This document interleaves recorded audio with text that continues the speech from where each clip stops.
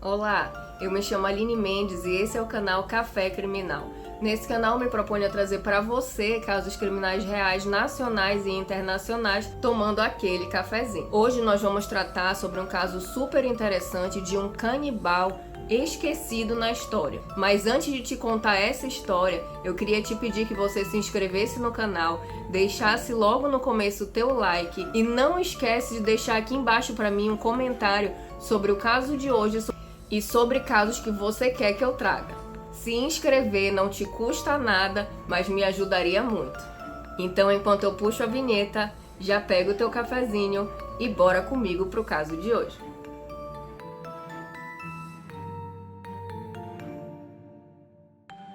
Bom, então vamos ao caso de hoje.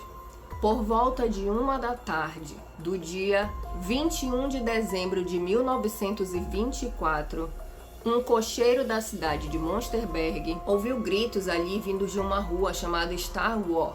Ao se direcionar ali para aquela rua, depois de ouvir aqueles gritos, ele começou a ver um homem vindo cambaleando, caindo no chão e correu para ajudar.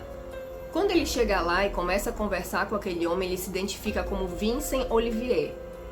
E ele não era um homem, ele era um jovem, praticamente um garoto. Enquanto aquele cocheiro perguntava o que tinha acontecido e como poderia ajudá-lo, as únicas palavras que ele conseguiu falar antes de desmaiar foram que o papá o havia atacado com uma picareta.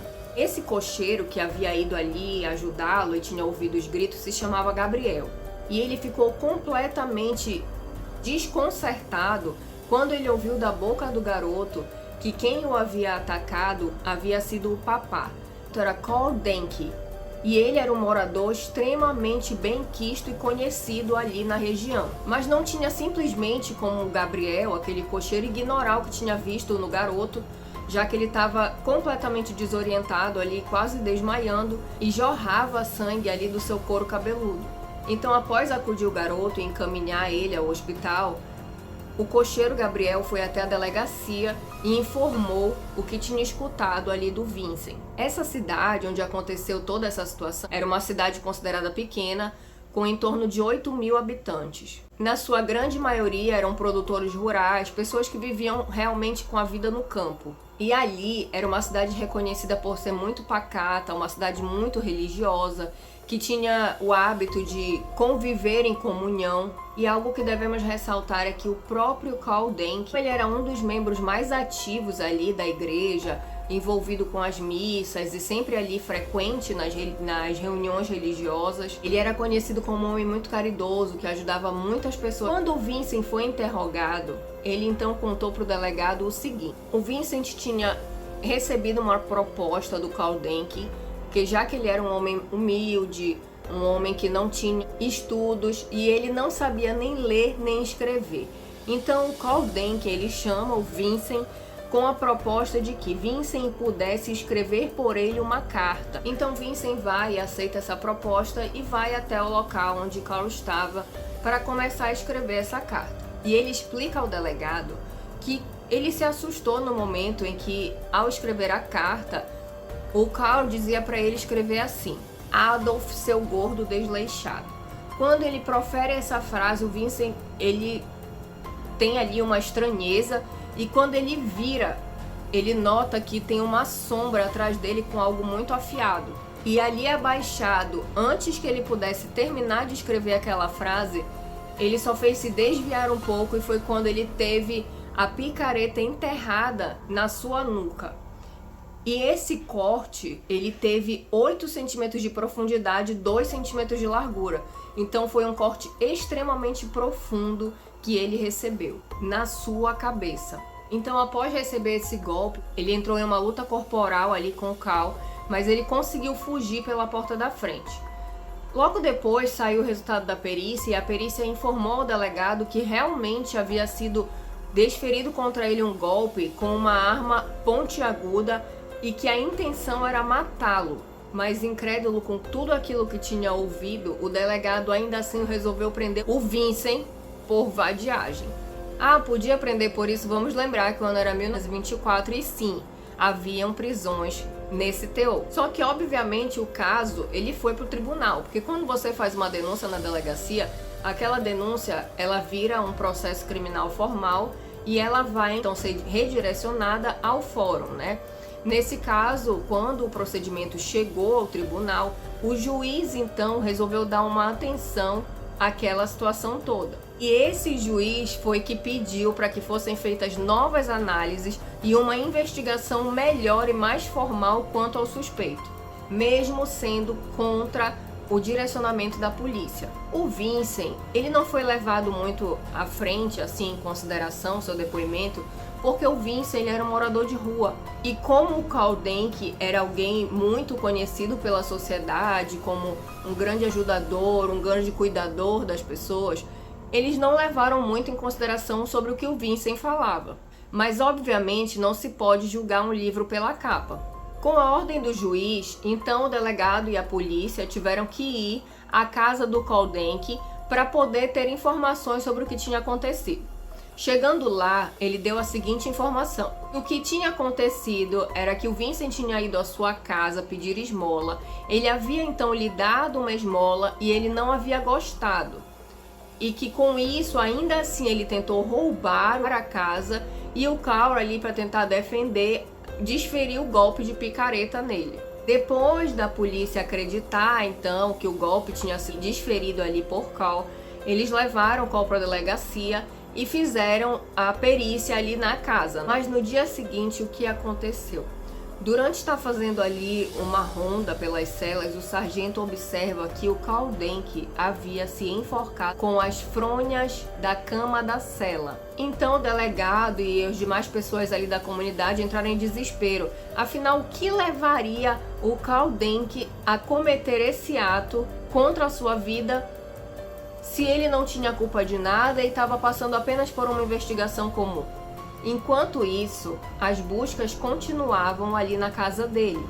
Afinal, ele tinha sido tirado ali da casa dele, levado para uma cela para que fosse feita a perícia.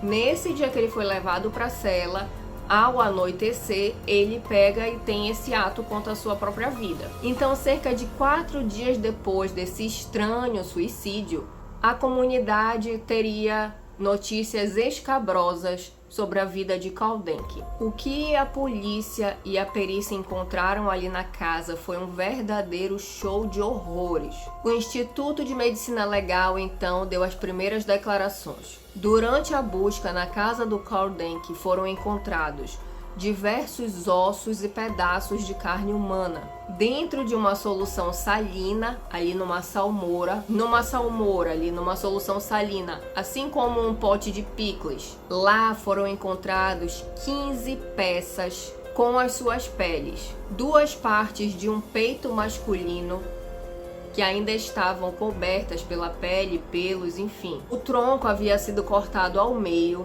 na altura mais ou menos de 3 dedos acima do umbigo. E o restante dos pedaços compreendiam as partes laterais e traseiras desse corpo, cortada em pedaços de em torno de 40 a 20 centímetros. Esse relatório da perícia médica faz você considerar o Jeffrey Dahmer apenas um estudante desta área. Teremos vídeo em sequência do Jeffrey Dahmer. Aguardem. Continuando, na residência dele haviam diversas partes humanas, todas de corpos desmembrados. Os cortes eram extremamente profundos e geralmente eram das partes laterais e traseiras dos corpos. Estavam completamente tratados para consumo. Não se tinha como precisar quando haviam sido cortadas essas partes. E na sua despensa foram encontrados 3 potes médios contendo carne humana cozida. E essa carne ainda estava parcialmente coberta por pelos e peles. Alguns desses potes estavam pela metade e demonstravam ali que já tinham estado cheios, ou seja, de que havia tido o consumo dessa carne, e a polícia não tinha mais como negar. Foi concluído então que Kaudenk consumia aquelas carnes, se alimentava da carne daquelas pessoas. Mas a história só piora. Durante as investigações, foi concluído que o Kaur ele tinha autorização da prefeitura para comercializar carne na cidade. Assim, se tornou um grande alvoroço quando se levou em consideração que o Carl estava comercializando, além de consumindo a carne humana de suas vítimas. Durante as investigações, ficou comprovado por várias testemunhas que o Carl sempre convidava várias pessoas para grandes banquetes na sua casa. E lá ele servia muita carne. E como uma forma de ajudar os sem-teto, o Carl ele sempre convidava ali eles para um grande banquete na sua casa. E o que ele mais servia ali naquele banquete era carne cozida. Mas não para por aí. A investigação continuava. No galpão de trás da casa, um galpão grande de madeira, foram encontrados ainda mais pedaços de carne humana e mais 6 barris com ossos do antebraço humano. Logo atrás desse galpão tinha um lago, e esse lago ele foi ali cavado pelo próprio Karl Denke. E nesse lago eles encontraram ainda mais ossos. Aos arredores da propriedade dele havia uma floresta, e mais ossos foram encontrados na redondeza ali da casa, no matagal. Foram encontradas partes de uma coluna vertebral, 4 partes de pelve masculina, um pedaço de crânio, e com isso a perícia concluiu que no mínimo 8 pessoas haviam sido desmembradas, mortas e devoradas pelo canibal Karl Denke. Mas claro que tinha como piorar. Durante as investigações, a polícia então encontra um diário, e nesse diário tinha o nome das possíveis vítimas de Karl. Eram exatos 30 nomes anotados ali. 2 vítimas teriam entre 20 e 30 anos, e outra vítima entre 30 a 40 anos, mas a grande maioria daqueles nomes se tratavam de pessoas acima de 50 anos de idade. Pela análise dos ossos coletados, a perícia informou que uma das vítimas possivelmente tinha em torno de 16 anos de idade, e essa vítima não constava ali naquela listagem do diário. Ou seja, não eram somente 30, haviam mais nomes, só que alguns não haviam sido escritos. E uma curiosidade, muito provavelmente aquela lista ela era feita de forma antecipada, porque o nome do Vincent Olivier, aquele rapaz que estava cambaleando e o cocheiro ajudou, que estava com um golpe de picareta na sua cabeça, o nome dele estava anotado no diário. Foram encontrados então um total de 351 dentes. Esses 351 dentes foram encontrados dentro de um saquinho de dinheiro e de 2 potinhos que estavam escrito pimenta. Então ali, locais onde ele deveria guardar utensílios de cozinha, temperos, ele guardava então aqueles dentes. Mas parecia que aqueles dentes eram os troféus do Karl Denke, porque ele separava ali eles por tamanho, por tipo de dente, e os molares ali foram encontrados nesse saquinho de dinheiro e os outros separados nesses 2 potinhos. Haviam outros recipientes também com alguns incisivos inferiores e vários outros pedacinhos em áreas distintas. Em um outro saco tinha um papel, e nesse papel tinha a quantidade exata de dentes de uma pessoa. Então acredita-se que aquele papelzinho ali separado continha todos os dentes de uma de suas vítimas. E pelo que a perícia conta, a parte da extração dos dentes era a parte que o Karl Denke mais admirava. Os maxilares eram intensamente cozidos para que essa extração pudesse ser feita de forma perfeita. E a parte mais mórbida desse relatório é de que não era apenas canibalismo que ele fazia, além também de servir aquela carne aos sem-teto e aos seus convidados. Inclusive, eu vou deixar para vocês aqui no card final um caso muito parecido que tivemos aqui no Brasil recentemente, sobre os canibais de Guaranuns. Vou colocar aqui no card final para vocês. Mas além do canibalismo, além de fazer toda essa oferta aí da carne cozida aos seus visitantes e aos sem-tetos que ele convidava para jantar, ele confeccionava objetos com as partes humanas de suas vítimas e produzia sabão com a gordura humana. Foram encontrados também 3 suspensórios, aquele acessório feitos com pele humana. E um deles, né, um desses suspensórios tinha inclusive um mamilo. Eu fico me perguntando, será que ele usava essas coisas assim na rua e ninguém prestava atenção?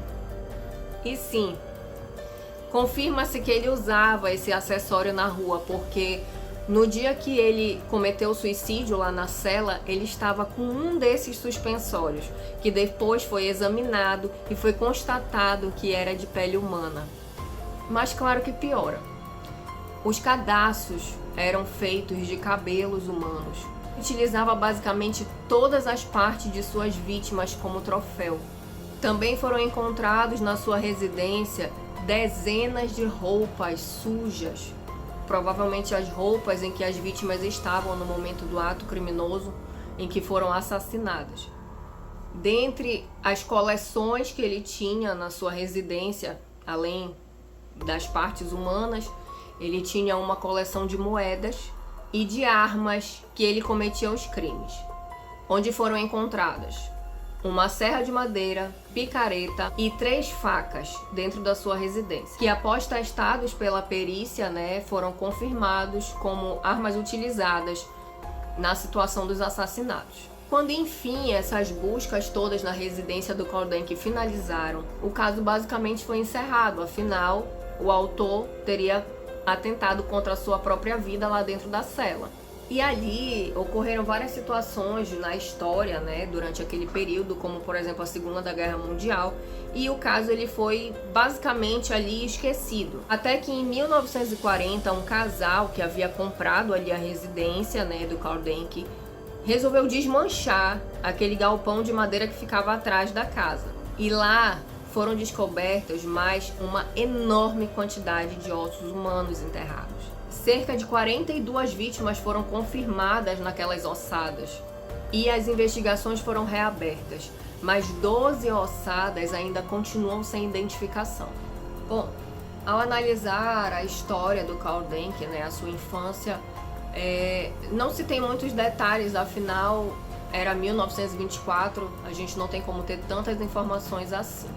Mas o seu irmão declara que a vida dele era muito solitária, que ele não tinha muitos amigos, não teve envolvimento amoroso com ninguém que ele saiba, que ele era muito solitário. Então o Cal, ele era muito conhecido ali pelos moradores locais, ele era um grande vendedor de carne de porco, e a sua forma doce de tratar as pessoas com tanto carinho, sendo muito amistoso com todos, fez com que então ele tenha sido conhecido ali na região como Papá, assim como Vincent o chamou no dia do seu quase assassinato.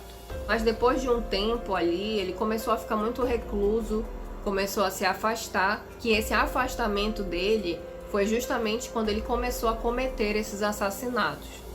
E com isso, a pequena cidade ficou marcada por ser conhecida como a cidade em que habitava um canibal.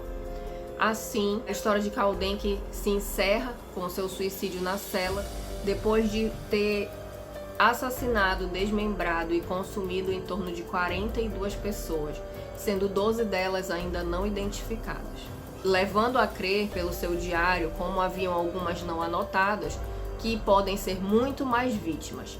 E esse foi o caso de hoje. Eu espero que você tenha gostado do caso de hoje. Deixa aqui pra mim nos comentários se você já conhecia a história do Caudenkey. E também coloca aqui pra mim casos que você quer que eu traga pra você. E não esquece de deixar o teu like, ativar o sininho de notificações e te inscreve no canal. Afinal, não custa nada pra você, mas me ajuda muito. E assim eu vou poder continuar trazendo mais conteúdo pra você. E esse foi o caso de hoje. Até a próxima!